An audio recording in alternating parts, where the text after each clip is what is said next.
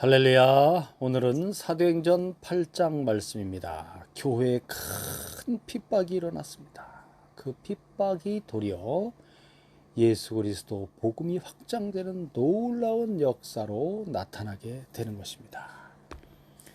큰 핍박과 복음의 확장, 예루살렘 교회에 일어난 이 큰 핍박은 도리어 어떤 결과를 가져왔습니까? 교회를 핍박하는데 사울은 어떤 역할을 했는지 말씀을 통해서 보도록 하겠습니다. 드디어 사마리아에 복음이 전파되게 되었습니다. 이것은 어떤 의미가 있는지를 말씀을 통해서 살펴보겠습니다.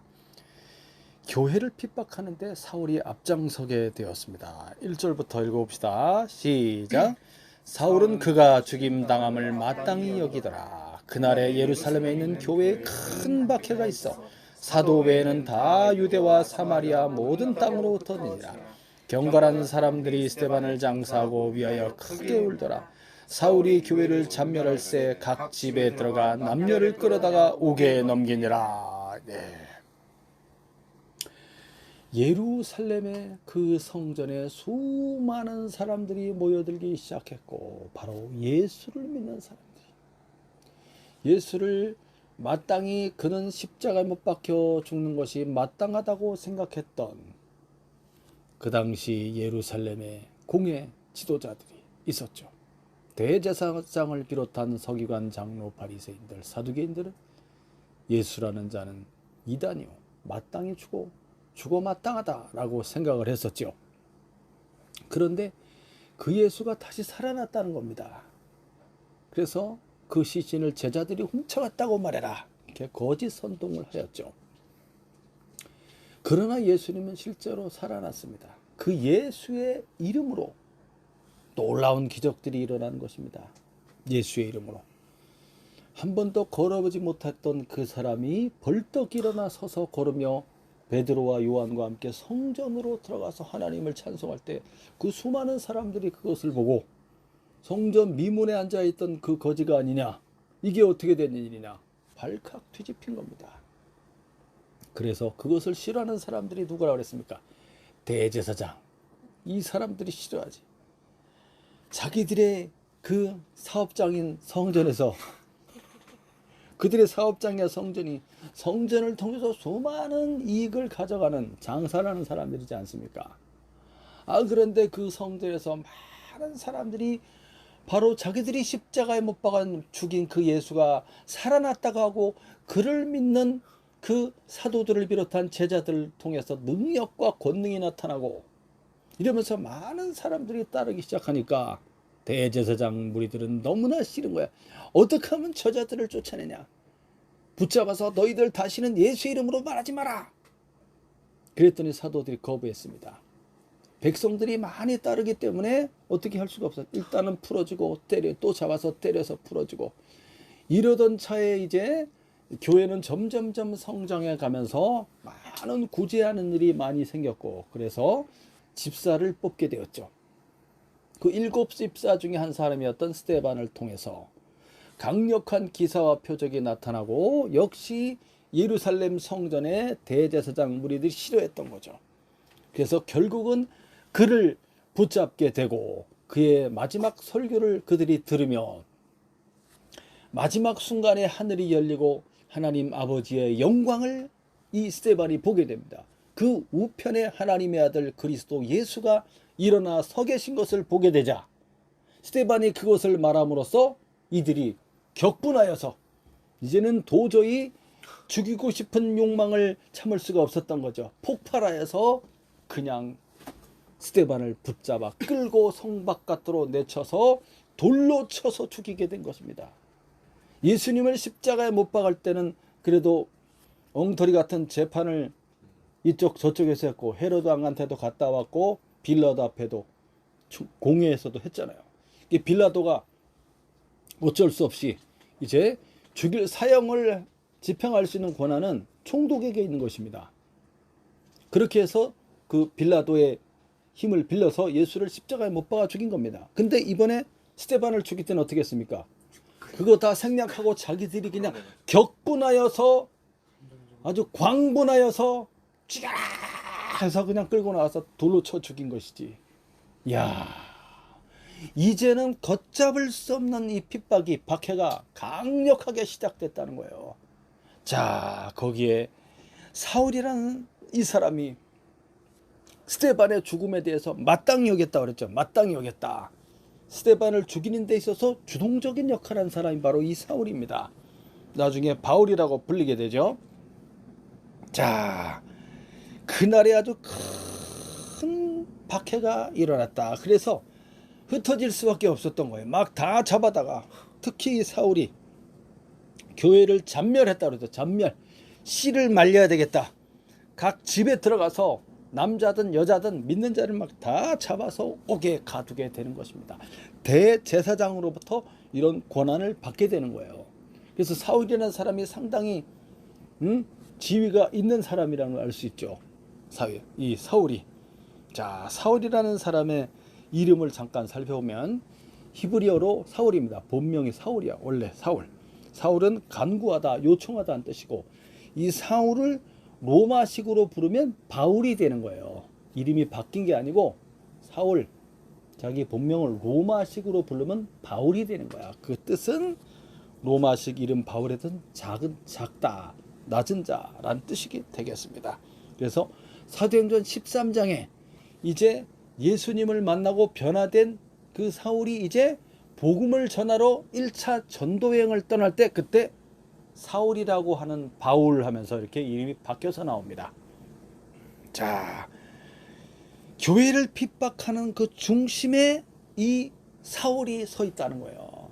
나중에 회심하고 예수님을 만나고 복음 전도자가 되었던 사울이 예수님께로 직접 부르심 받았기 때문에 이 사울이 사도가 되는 것입니다. 바울. 그래서 바울 사도라고 하죠. 자, 그때 이 바울은 뭐라고 말하냐면 나는 사도 중에 가장 작은 자다. 나는 과거에 살인한 자요, 포행자였다, 핍박자였다, 교회를 핍박하는 사람이었다. 그러면서 자기를 그렇게 낮춰서 얘기하게 되는 것입니다. 그러나 어떤 사도들보다도 가장 능력 있고 훌륭한 복음 전도를 가장 강력하게 했던 사람이 바로 바울인 것입니다.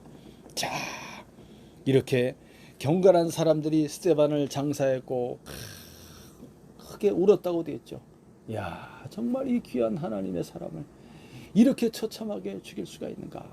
앞으로 이 교회는 어떻게 되는 것인가? 하면서 사람들은 다 흩어졌어요. 흩어졌어. 이게 바로 하나님의 뜻이, 예수님의 예언의 말씀이 이제 실현되게 되는 거예요. 성령이 너에게 임하시면 너희가 권능을 받고 온 예루살렘과 온 유대와 사마리아와 땅 끝까지 이르러 내 증인이 되리라. 예루살렘에 폭발적인 부흥이 일어나면서 많은 믿는 무리가, 남녀의 무리가 많아졌고 제사장의 무리도 많이 믿었다고 그랬죠. 제사장들도. 그 당시 예루살렘의 제사장이 한 8,000명 된다고 그랬잖아요. 많은 제사장들이 지도층입니다. 지도층. 그런 사람들이 주님께로 돌아오게 되는 놀라운 회개와 부흥의 역사가 나타났던 거죠. 그것이 핍박을 통해서 이제는 흩어지기 시작하는 거예요. 예루살렘에서 온 유대 지역으로, 유대를 넘어서 사마리아로, 사마리아에서 더 나중엔 어디까지 가면 저 북쪽에 안디옥, 수리아 안디옥까지 흩어져 가게 되는 것입니다. 자, 여기 보니까 1절 말씀에 사도들은 그래도 예루살렘에 있었다고 그랬죠. 왜 사도들은 흩어지지 않고 예루살렘에 있었을까요? 아마도 순교를 각오했을 것이고 복음과 교회의 중심지가 된 예루살렘을 포기할 수는 없지. 예루살렘 교회를 당연히 지키려고 했던 것입니다. 자, 그 다음 말씀 이어서 보겠습니다. 4절부터 시작. 흩어진 사람들이 두루 다니며 복음의 말씀을 전할새 빌립이 사마리아 성에 내려가 그리스도를 백성에게 전파하니 무리가 빌립의 말도 듣고 행하는 표적도 보고 한 마음으로 그가 하는 말을 따르더라. 많은 사람에게 붙었던 더러운 귀신들이 크게 소리 지르며 나가고 또 많은 중풍병자와 못 걷는 사람이 나오니 그 성에 큰 기쁨이 있더라. 흩어진 사람들이 두루 다니며 복음의 말씀을 전했다. 할렐루야. 이게 또 놀라운 역사인 것입니다. 성령의 역사로 이 사람들이 지도해 보시면 밑에 예루살렘에서 사마리아로 그 다음에 북쪽으로 올라가서 베니게를 비롯해서 더 올라가면 안디옥 수리아까지, 그리고 지중해에 있는 큰 섬인 구브로 섬까지, 그 위에 길리기아의 다소라고 되어 있는 곳은 바로 바울의 고향이 되겠습니다. 쫙 북쪽으로 흩어져 가면서 이 사람들이 이제 예수 복음을 전하게 되는 것입니다. 두루 다니면서. 그때 7 집사 중에 하나였던 빌립 집사가 사마리아 성에 이제 내려가게 된 것입니다. 자, 예루살렘이 남쪽에 있고 사마리아 성 북쪽에 있죠. 그러면 지도상으로 보면 올라간다고 표현이 맞는데, 이스라엘 사람들, 유대인들의 표현은 예루살렘에서 딴 데로 가는 것은 무조건 내려간다고 합니다. 예루살렘을 향하여 오는 것은 올라온다고 표현을 하는 것입니다. 지도상에서는 북쪽에 있기 때문에 올라가는 것처럼 보이는데 표현을 그렇게 한다는 것입니다. 자, 그래서 사마리아, 빌립이 사마리아로 가게 됐습니다. 가서 거기서 예수의 복음, 천국의 복음 말씀을 전하고, 그리고 무엇이 나타났다고 그랬습니까? 큰 표적이 나타났습니다. 강력한 표적이 어떤 것이었습니까? 더러운 귀신들이 막 쫓겨나가는 것이, 예수 이름으로 성령이 충만한 빌립 집사가 예수 이름으로 명하자 더러운 귀신이 쫓겨나갔고, 못 고치는 병들이 있어요. 이거는 아주 지독하면서 아주 그 사람을 죽을 때까지 괴롭히는 아주 그런 지독한 병들, 중풍병이죠. 중풍병, 뇌졸중, 중풍병, 한쪽 마비가 돼갖고 그냥 제대로 걷지도 못하고 그냥 얼마나 힘들어요. 그런 중풍병. 그 다음에 태어나면서 붙었던 어떤 이유로 인해서 걷지 못하는 사람, 안진뱅이라고 하죠. 안진뱅이.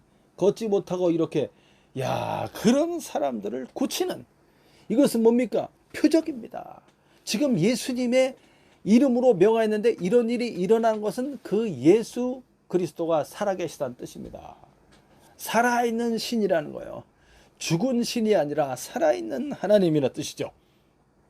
능력이 나타나니까 예루살렘 성에 많은 사람들이 예수를 믿게 되고, 이미 예수님께서 이 사마리아에 예수님이 복음 전했죠. 예수님이 그 사마리아의 그 성에 우물가 여인에게 복음을 전했잖아요. 그때도 많은 사람들이 예수님을 만나고 메시아를 만나고 믿는 사람들이 생겼는데, 이제 빌립 집사가 예수님 부활 이후에 빌립 집사가 사마리아 성에 들어가서 이렇게 복음과 표적이 강력하게 나타남으로 많은 사람들이 예수님을 믿게 된 것이죠. 그래서 사도행전 1장 8절의 말씀이 실현되고 있는 거예요. 실현되고 있어. 성령이 너에게 임하시면 너희가 권능을 받고 예루살렘과 온 유대와 그다음 어디? 사마리아. 사마리아에 이제 들어가는 거야. 사마리아에. 그리고 땅끝까지 이르러 내 증인이 되리라. 빌립 집사가 성령의 인도를 따라서 사마리아 성에 들어갔지. 많은 사람들이, 믿는 사람들이 생겨난 거야. 유대인들은 왜 사마리아 사람들을 싫어할까요? 왜 그렇게 싫어해? 유대인들이 사마리아 사람들 엄청 싫어해. 저 사람들은 이방인들보다도 못하다. 개보다도 못하다. 이방인들보다도 못하다고 생각을 해. 그 이유가 어디냐면, 이제 솔로몬 이후에 이스라엘 나라가 남과 북으로 나눠지게 되면서 남쪽 2개 지파가 이제 유다와 어디예요? 에브라임.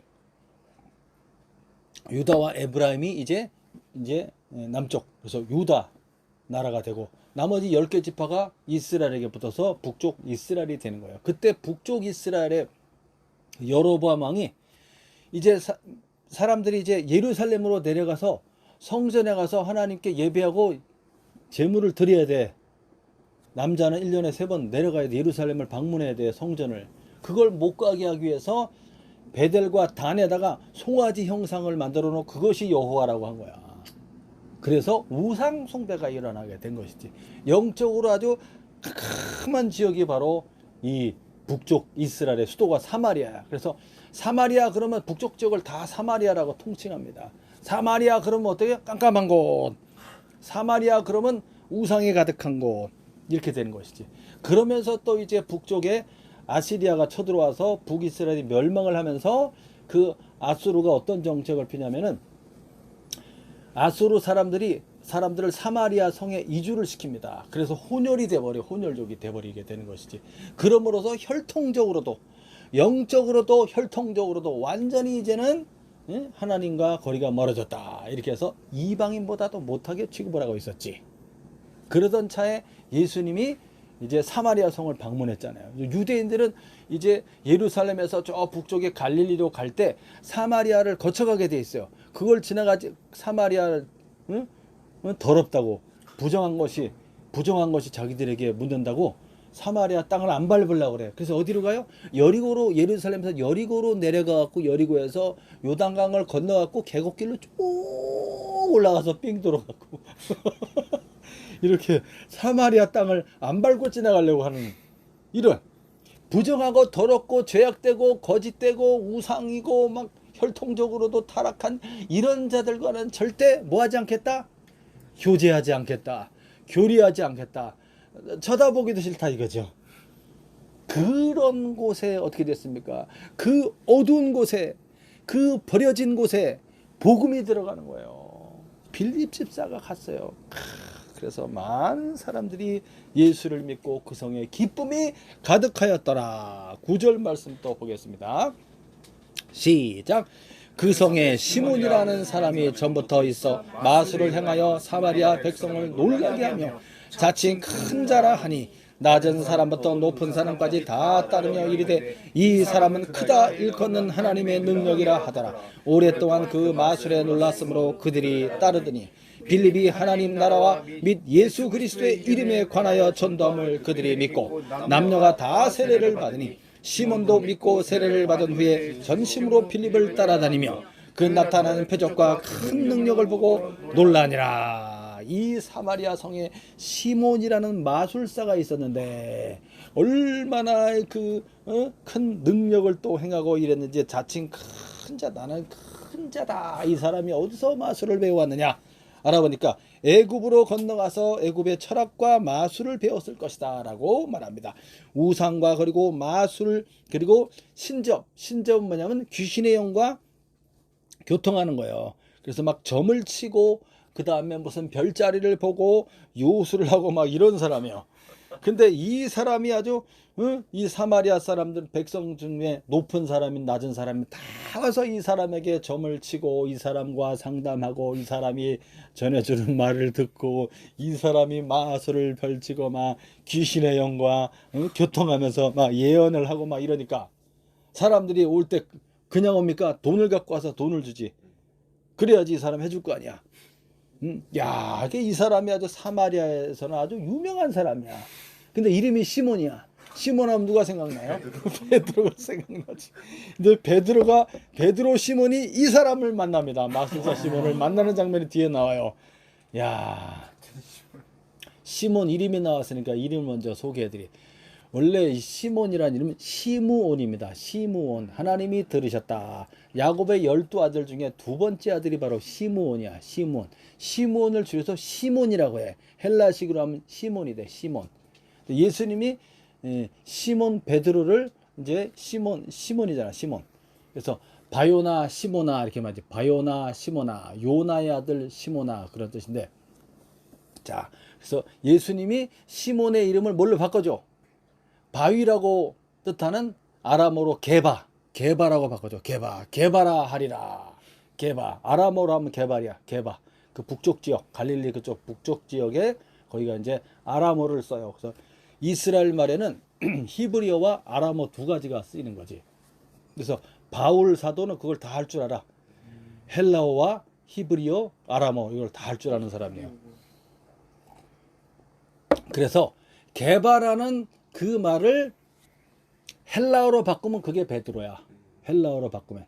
그 당시 이 지역의 문화권이 헬라 문화권이었어요. 헬라어로 막. 그래서 신약 성경이 헬라어로 헬라어. 그리스어지. 그리스어로 되어 있어요. 자, 이해하시겠죠? 이 시몬이 이제 사마리아 백성을 놀라게 했는데 9절부터 우리 읽었습니까? 읽었죠?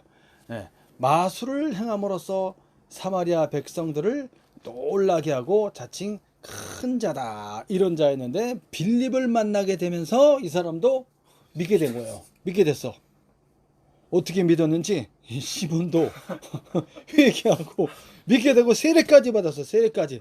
야, 그러면서 빌립에게서부터 강력한 표적과 능력이 나타나니까 따라다니면서 그냥 너무 놀라면서 그걸 막 너무 동경하면서 나도 진짜 내가 했던 것은 비교도 안 된다 이거. 이 사람하고는 진짜 와 너무 존경스럽고 너무 위대한 빌립이여 하면서 이제 쫓아다니는 거지. 어떻게 하면 나도 저런 능력을 좀 어떻게 받을 수 있을까 사모함으로. 과거에 했던 게 있잖아. 과거에 했던 게. 과거에 허접한 걸 배워갖고 막 사기치면서 이렇게 해서 돈을 좀 모았는데 요번엔 진짜로 뭔가를 받아서 진짜로 한몫 크게 해버리라. 아마 이런 탐심이 이 사람에게 들어있었던 것 같아요. 하여튼 간에 빌립을 통해서 하나님의 나라 천국에 대한 복음을 전하는 거예요. 천국 복음에 우리는 천국 복음. 이 땅에서 얼마나 잘 먹고 잘 살 것인가를 말하는 것이 아니라 저 하늘 위에 영원한 하나님의 나라가 있고 거기에 우리의 영원한 집이 있으며 거기에 영원한 하나님의 안식이 있다는 거예요. 평안이. 그 하나님의 안식에 우리가 들어가야 된다는 거죠. 저 천국에. 그리고 예수 그리스도의 이름을 전파했다. 많은 사람이 남녀가 다 믿고 세례를 받았다. 그 다음 또 읽어보겠습니다. 14절부터 시작. 예루살렘에 있는 사도들이 사마리아도 하나님의 말씀을 받았다함을 듣고 베드로와 요한을 보내매 그들이 내려가서 그들을 위하여 성령 받기를 기도하니 이는 아직 한 사람에게도 성령 내리신 일이 없고 오직 주 예수의 이름으로 세례만 받을 뿐이더라. 이에 두 사도가 그들에게 안수하며 성령을 받는지라. 사도들의 안수로 성령 받는 것을 보고 돈을 들여 이르되 이 권능을 내게도 주어 누구든지 내가 안수하는 사람은 성령을 받게 하여 주소서 하니. 자, 사마리아 성에 이제 복음이 전파되고 예수님을 믿는 사람들이 막 생겨나고 빌립 집사를 통하여 많은 사람들이 세례를 받는 이 놀라운 일이 일어나면서 예루살렘 교회에 이 모든 일에 대해서 이제 보고가 됐지. 그랬더니 예루살렘에 이제 사도들이 너무나 기뻐한 거지. 이 사도들이 그래서 사도들이 이 사마리아 성을 방문하게 된 거예요. 주님의 예언의 말씀대로 이제 복음이 사마리아 성에 들어간다고 그랬잖아요. 사마리아까지. 그대로 실현되고 있구나. 그래서 사도들이 너무나 놀라고 흥분되고 너무나 감사하고 기쁨으로 이제 빨리 사마리아 성을 방문하고 싶었던 거지. 그래서 베드로와 요한 두 사도께서 가시면 좋겠습니다. 그래서 두 사도가 제일 유명하고 제일 능력 있는 두 사도가 급하게 사마리아를 방문한 것입니다. 가서 이제 여기서 보면 정말 중요한 말씀들이 14절 15절 나옵니다. 그들이 내려가서 그들을 위하여 성령 받기를 기도했다고 그랬습니다. 왜 그러냐면 이것이 그렇게 중요한 것이기 때문입니다. 예수를 믿고 물세례를 받았지만 이제는 성령으로 불세례를 받아야 되는 거예요. 그것을 받았냐고 물어보는 거야. 아직 성령이 내리신 일이 없습니다라고 말하니까 이 두 사도가 그들을 안수하기 시작하는 겁니다. 말씀을 전하고 그들을 위해서 기도하고 안수하여 기도하기 시작하는 겁니다. 그때 성령이 불같은 성령이 그 예루살렘에 그들이 함께 모여 기도할 때 오순절날 임하였던 그 불이 막 혀처럼 갈라지는 불이 막 사람들의 머리에 임하였다고 하지 않았습니까? 그와 같이 그런 놀라운 역사가 두 사도들을 통하여 지금 사마리아 성에 절대 구원받을 수 없다고 생각하는 유대인들의 생각에 저들은 구원에서 이탈된 영원히 멸망받을 인간이라고 생각했던 그들에게 무엇이 임하였습니까? 성령이 임하는 거예요. 성령이. 그들도 구원받아야 될 하나님의 백성들이라는 거죠. 하나님께서는 누구는 구하고 누구는 구원하고 누구는 구원하지 않겠다고 하는 것이 아니라 모든 사람들이 다 구원받기를 원하고 있어요. 버려진 그 사람들 중에서 그 일부라도 구원을 받는 것입니다. 할렐루야. 믿는 모든 사람들은 구원받는 것이에요. 그래서 표적이 나타나는 것입니다. 하나님의 성령이 충만하게 임하자 많은 사람들이 방언을 하며 막 예언을 하며 막 기쁨이 그냥 막 충만하게 일어나죠. 성령 충만을 통해서. 그것을 시몬이 본 거야. 놀라면서 사도들이 그냥 안수하여 기도하자 막 성령의 역사가 막 나타나고 막 어떤 사람들은 그냥 막 방방 뛰는 사람도 있을 것이고 뛰어서 막 회개하면서 하나님을 찬송하며 기도하는 사람도 있을 것이고, 막 방언하는 사람도 있을 것이고, 예언하는 사람도 있을 것이고, 막 얼마나 놀라운 광경을 보자. 내가 돈을 드리겠습니다. 얼마든지 드릴 테니 나에게도 이런 권능이 임하도록 좀 어떻게 해주십시오. 큰일 날 소리를 한 것입니다. 큰일 날 말을 했어요. 자, 여기서 잠시 보면 두 사도가 성령 받기를 위해서 안수하여 기도함으로써 성령이 임하였다고 했습니다. 이것은 사도권, 사도의 권위를 따라서 사마리아인들도 이제 예수를 믿는 그리스도인이 되는, 최종적으로 확인되는, 그 선포되는 장면인 것입니다. 와, 이들도 정말 구원받은 하나님의 백성, 그리스도의 사람이 되었다라는 그 강력한 선언과 선포가 성령이 임하는 것입니다. 이야, 확증입니다. 성령은 구원의 확증인 것입니다. 구원받은 사람의 확증은 성령을 받음으로써 확증하는 거예요. 확증. 내가 진짜 하나님 믿는 사람이 맞나? 내가 지금 죽어도 천국에 갈 수 있나? 이런 모든 것의 확증, 성령의 성령을 충만하게, 성령 세례, 성령 충만을 받음으로써 확증되는 것입니다. 두 사도가 유대인들이 싫어하고 경멸하는 그 사마리아를 방문했다고 했지 않았습니까?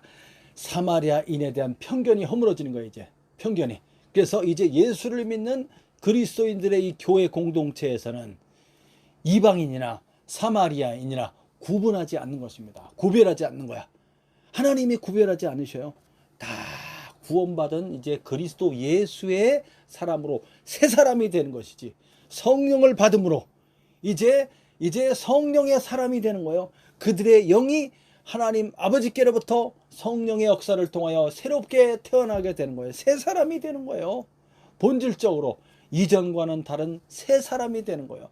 그 사람들이 헬라인이든 이방인이든, 그 사람이 아시아 사람이든 아프리카 사람이든 상관없이, 인종을 떠나서, 지역을 떠나서, 민족을 떠나서, 그들의 언어를 떠나서 다 누구든지 예수를 믿으면 다 한 형제가 된다는 것입니다. 그 확증으로서 성령이 임하는 것이 그렇게 중요하다는 거예요. 그래서 사도들이 방문하였고 성령이 임하였던 것입니다. 자, 어리석은 마술사 시몬에 대해서 베드로가, 게바라 불리는 베드로, 본명은 시몬입니다. 베드로 시몬이 마술사 시몬을 향하여 강력하게 책망하는 장면이 나옵니다. 20절부터 시작.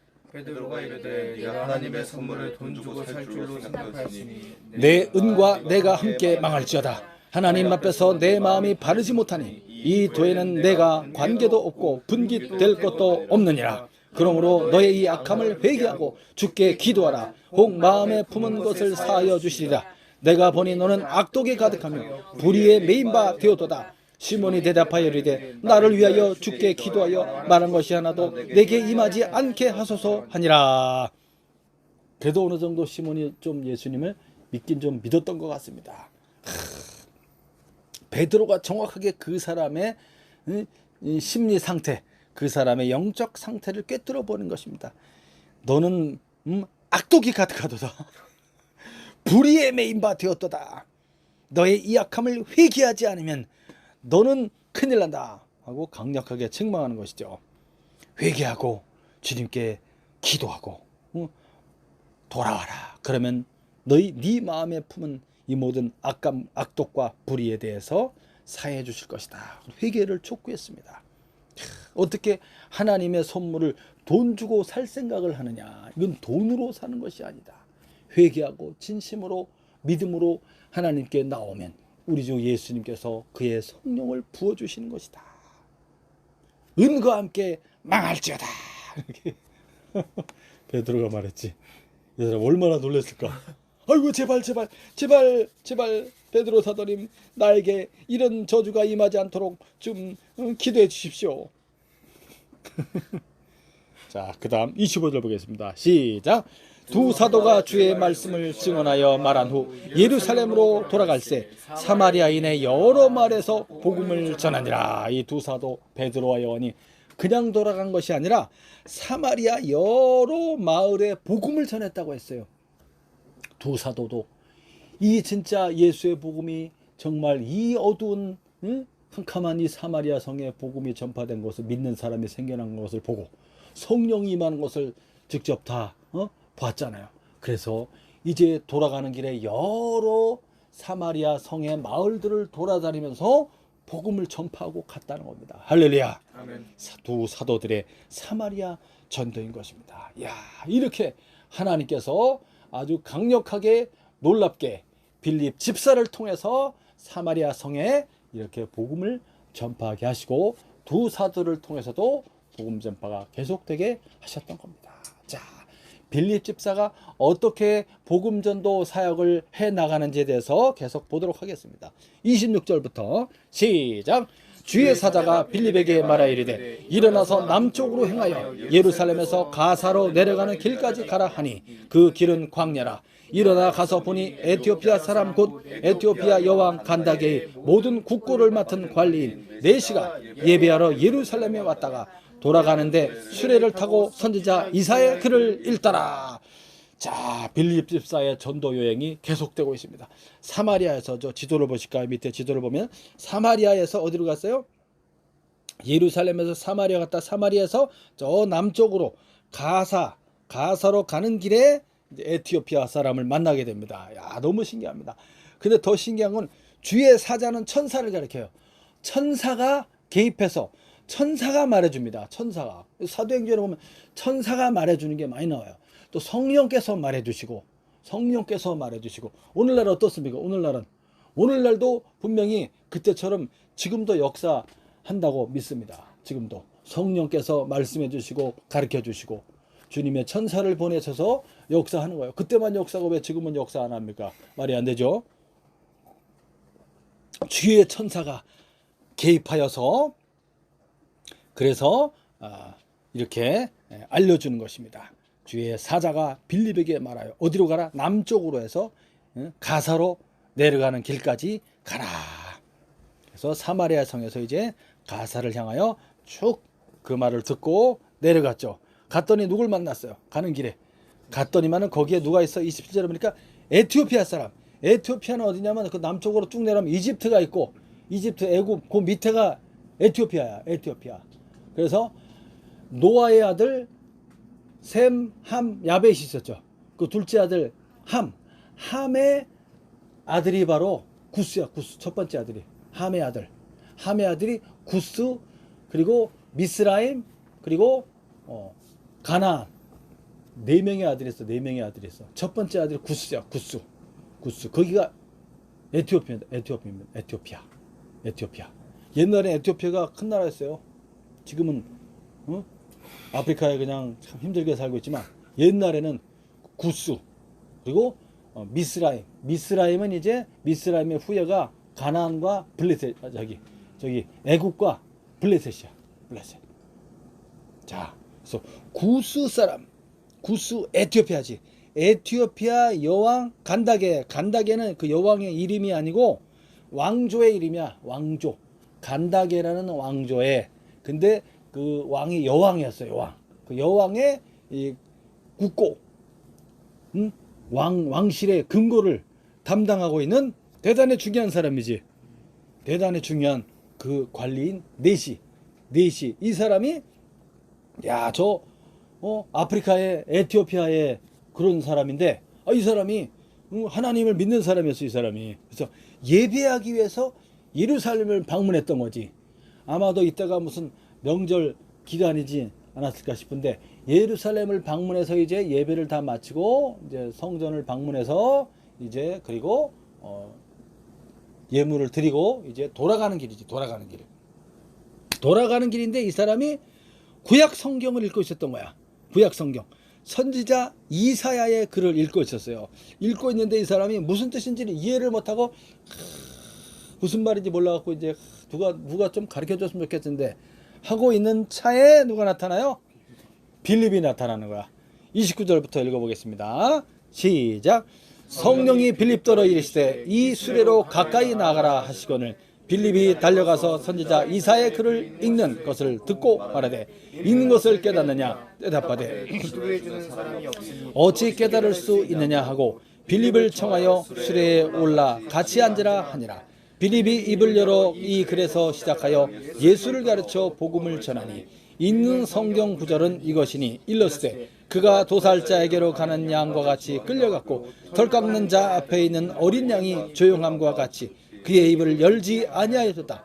그가 굴욕을 당하였을 때 공정한 재판도 받지 못하였으니 누가 그의 세대를 말하리요. 그의 생명이 땅에서 빼앗김이로다 하였거늘 그 내시가 빌립에게 말하되 청컨대 내가 묻는 선지자가 이 말한 것이 누구를 가리킴이냐 자기를 가리킴이냐 타인을 가리킴이냐 하면서 자 성령이 이번엔 성령이 빌립에게 말씀하십니다. 저 수레로 가까이 가라. 천사가 말해서 예루살렘에서 가사로 내려가는 그 길까지 이제 사마리아 성을 방문했던 빌립이 이제 쭉 내려와서 가는데 가사에 이르기 전에 뭘 발견한 거야? 어떤 수레를 발견했지. 마차를 발견한 거야. 마차를 딱 발견했는데 그 마차에 누가 타고 있는 거야? 에티오피아 그 여왕의 금고를 맡고 있는 그 관리자인 엄청 중요한 것이지. 엄청 중요한. 지금으로 말하면 국가의 은행장. 그 사람이 마침 성경을 읽고 있었는데 이사야 53장 7절 8절 말씀을 읽고 있었던 거야. 아까 그가 도살자에게로 그는 예수님을 가리키고 도살자에게로 끌려가는 양같이 예수님이 이제 어린 양으로서 십자가에 못 박혀 피 흘려 죽으시는 것이지. 이 모든 것에 대해서 이제 빌립이 이 사람에게 풀어서 쫙 가르쳐 주는 거예요. 야, 성령께서 저 수레로 가까이 가라. 야, 그때 마침 이 사람이 그걸 읽고 있었는데 무슨 뜻인지 이해를 못하고 고민하면서 계속 읽고 그가 도살자에게로 가는 양같이 끌려갔고 털 깎는 자 앞에 있는 어린 양이 조용함과 같이 그 입을 열지 아니하였다. 이 사람이 도대체 누구를 말하는 것인가 하면서 이렇게 고민하고 있었던 거야. 몰라갖고 그러고 있는 차에 빌립이 탁 한 거지. 얼마나 성령의 역사가 기가 막힙니까?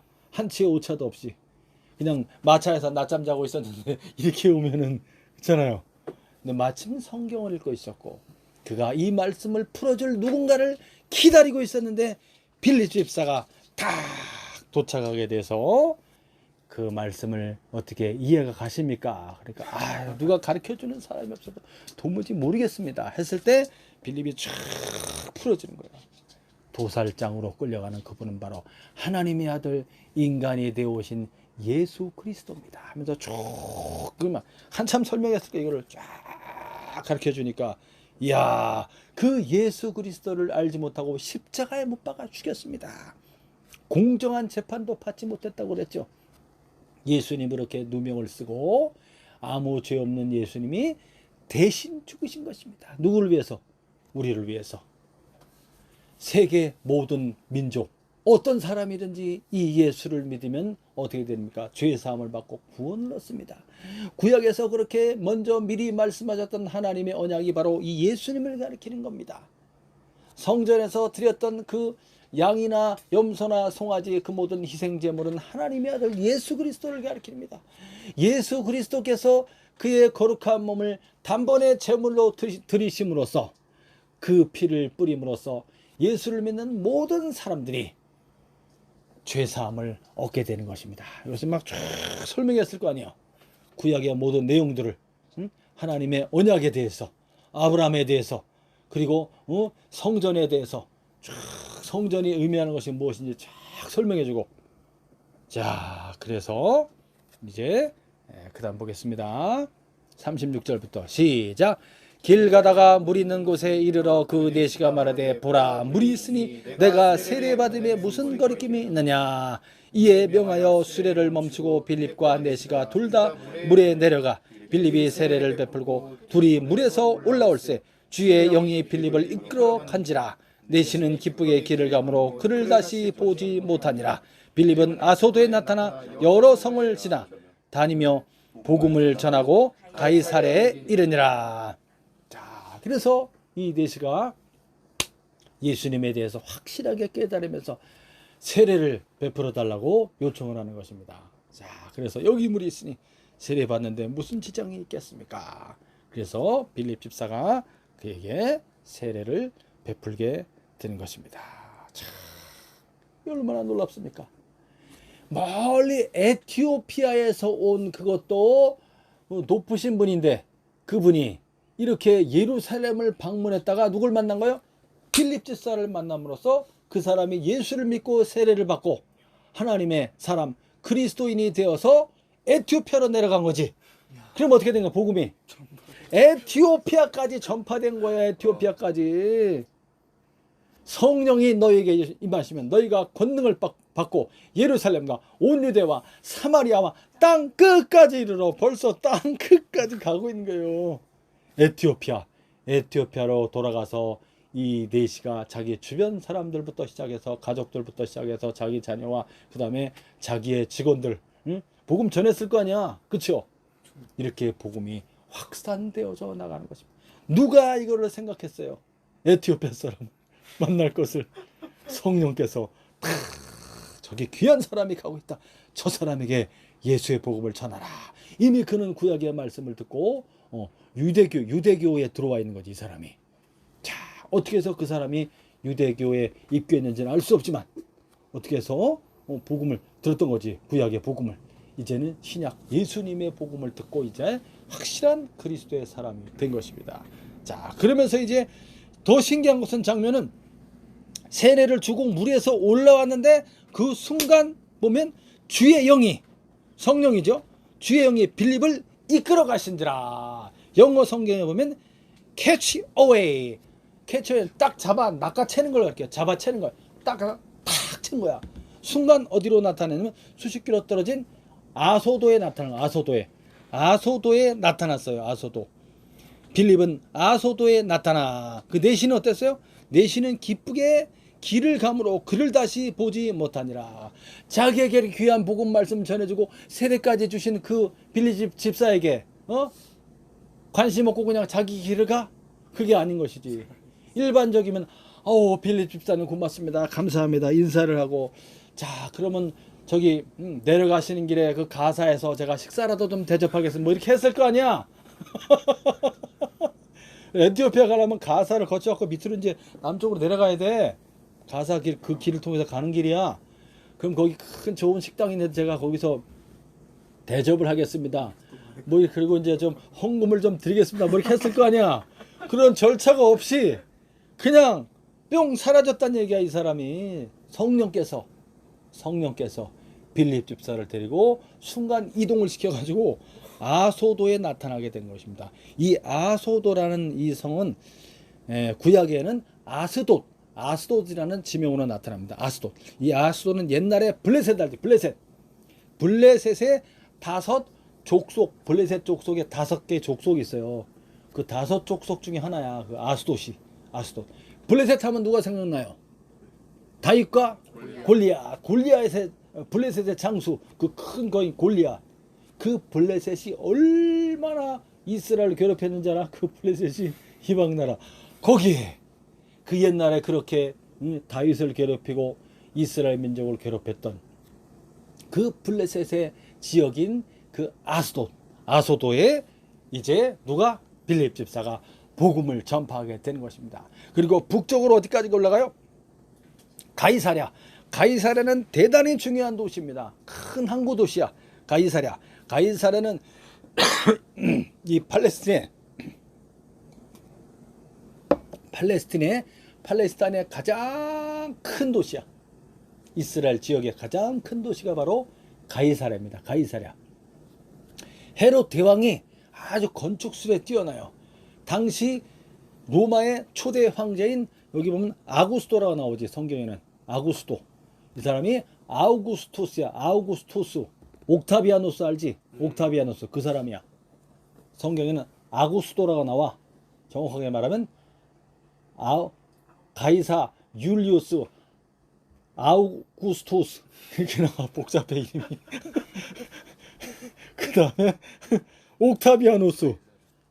아우구스토스를 다른 말로 하면 옥타비아노스가 돼. 옥타비아노스. 그 초대 황제야.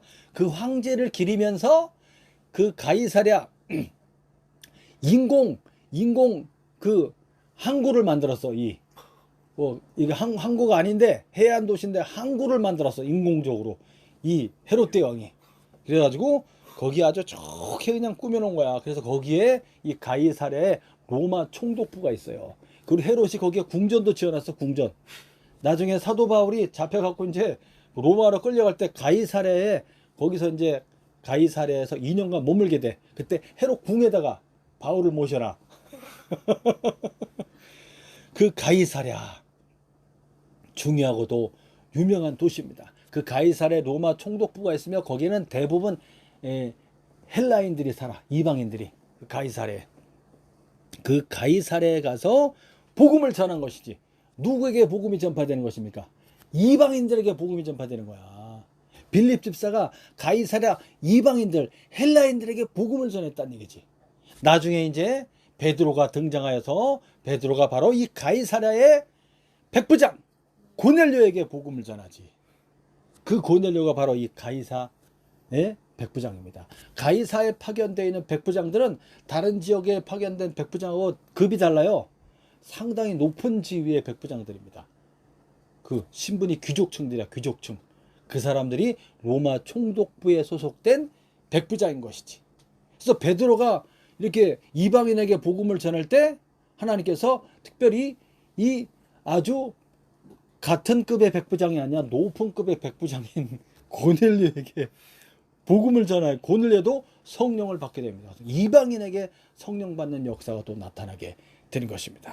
자, 그래서 이렇게 복음이 강력하게 이렇게 이방 사회까지, 이방인에게까지 전파되는 놀라운 일이 일어나고 있는 것이죠. 아까 그 에티오피아 사람 이방인이잖아요. 그 이방인에게도 이제 복음이 전파되는 거예요. 순식간에 막 강력하게 예루살렘에서 뭉쳐 있었던 이 그리스도인들이 핍박을 통하여 스데반 한 사람의 죽음이 이런 어마어마한 일을 일으키는 것이지. 그 죽인 자들은 이놈부터 죽이기 시작하면 우리가 이렇게 핍박을 가고 박해하고 막 잡아가도 이러면 없어지겠지. 예수 믿는 사람이 없어지겠지라고 생각했지만 그것은 뭐다? 착각이다. 더 강력하게 흩어진 사람들을 통해서 복음이 전파되고 사도들과 집사들을 통해서 강력한 표적과 성령의 역사와 기적이 나타나면서 이방인들에게까지 유력한 이방인들에게 복음이 전파되어서 유력한 사람들에게 먼저 복음이 전파되는 거야. 신기하게. 이제 사도행전 읽어보면은 유력한 사람들, 그 도시의 유명한 사람들, 그 도시의 뭐 관리라든지 높은 사람들에게도 복음이 전파돼. 사업가들이라든지 그 사람들이 복음을 받아들이면서 자기들이 갖고 있는 영향력을 막 행사해서 더 복음이 확산되도록 한다는 거예요. 그래서 바울이 복음 전도를 가면 저 시골로들 가는 것이 아니라 도시로 가, 도시로. 자, 이렇게 말씀을 보았습니다. 그 다음 페이지에 지도를 한번 보시면 이렇게 예루살렘으로부터 시작된 복음이 위로 쭉 올라가서 그 수리아의 안디옥이라는 지역이 있습니다. 여기서부터 이제 1차, 2차, 3차의 복음 전도가 시작이 되는 것이죠. 여기 이렇게 위쪽에 북쪽에 이렇게 둥그런 모양으로 큰 덩어리를 가지고 있는 이 땅이 바로 아나톨리아라고 합니다. 남쪽으로는 지중해, 서쪽으로는 에게, 북쪽으로는 흑해, 세 개의 바다에 둘러싸여진 반도입니다. 아나톨리아라는 뜻은 동쪽 해 뜨는 곳이라는 뜻입니다. 아나톨리아, 지금의 터키 지역이고요. 이 지역을 소아시아, 작은 아시아다, 소아시아라고 부릅니다. 이 지역에 집중적으로 사도 바울이 복음을 전하게 되고, 그리고 여기 지도에는 잘 안 보이는데 에베소라는 지역이 있습니다. 에베소가 이제 복음 전파의 중요한 요충지가 되면서 이 넘어가면 바다 건너면 바로 그리스입니다. 그리스, 그다음 로마, 이 서양의 서쪽으로 이 그리스와 로마 지역으로 복음이 이제 전파되게 되는 것입니다. 그리고 남쪽으로는 아까 에티오피아 복음 전했죠. 그다음 밑에 이집트, 알렉산드리아, 그다음에 리비아, 구레네라고 하는 리비아까지 이제 다 복음이 전파되어서 이제 남쪽으로. 그다음에 중요한 것은 중요한 주 무대는 여기 소아시아 지역이 되겠습니다. 이렇게 해서 전 세계로 복음이 확장되어 전파가 되게 되는 것입니다. 할렐루야. 오늘 말씀 여기까지 함께 보았습니다. 한 주간도 성령의 인도하심과 지배하심과 성령의 역사를 성령의 충만을 위해서 기도하고 성령의 인도받는 한 주간 되시기 바랍니다. 또 여러분들을 통해서 예수의 복음이 아직 믿지 않는 사람들에게 전파되는 큰 은혜가 있기를 바랍니다.